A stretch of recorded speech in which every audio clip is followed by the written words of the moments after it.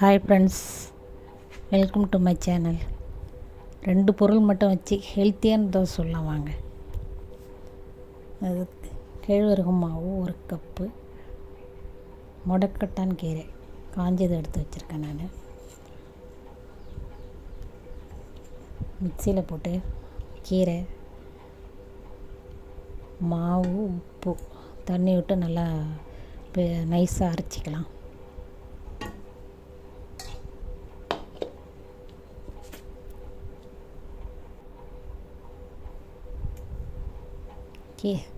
கீரை இருக்குது, அதை எடுத்து காமிக்கிறதுக்காக வெளியில் எடுத்து வச்சுருக்கேன்.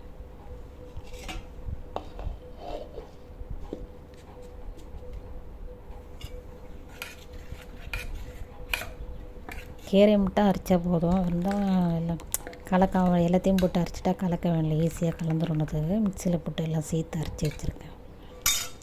தோசை பார்த்து கரைச்சி வச்சுக்கலாம். இரும்பு தோசைக்கல்ல வச்சுக்கலாம், நான்ஸ்டிக் வைக்கக்கூடாது, அது வீணாக போயிடும், கல் வீணாக போயிடும். நல்லா வருங்க, சாப்பிட்டா வரும். கொஞ்சம் இதாக இருக்கும், சின்ன பக்கம் கசப்பு அவ்வளோவா இருக்காது, சாப்பிட்லாம். பெரியவங்க தான் சாப்பிட்லாம், சின்ன பசங்க சாப்பிட்றது கொஞ்சம் கஷ்டம். ஆனால் உடம்புக்கு அவ்வளோ நல்லது.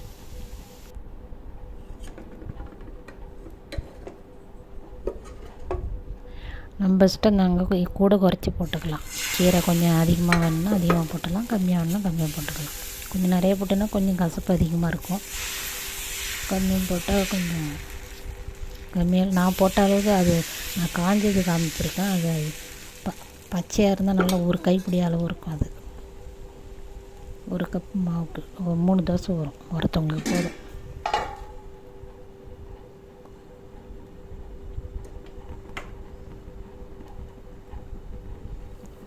எங்கள் வீட்டிலே கிடந்தது நிறையா, அது பறித்து நல்லா காய வச்சுக்கிட்டேன்.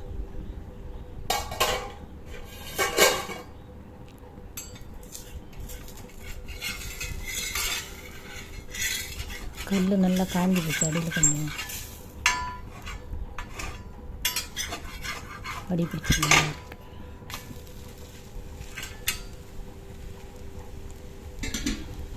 சூப்பராக இருக்குங்க. யாராவது முடக்கட்டான் கீரை தோசை சாப்பிட்ணுன்னா இந்த மாதிரி செஞ்சு சாப்பிடுங்க.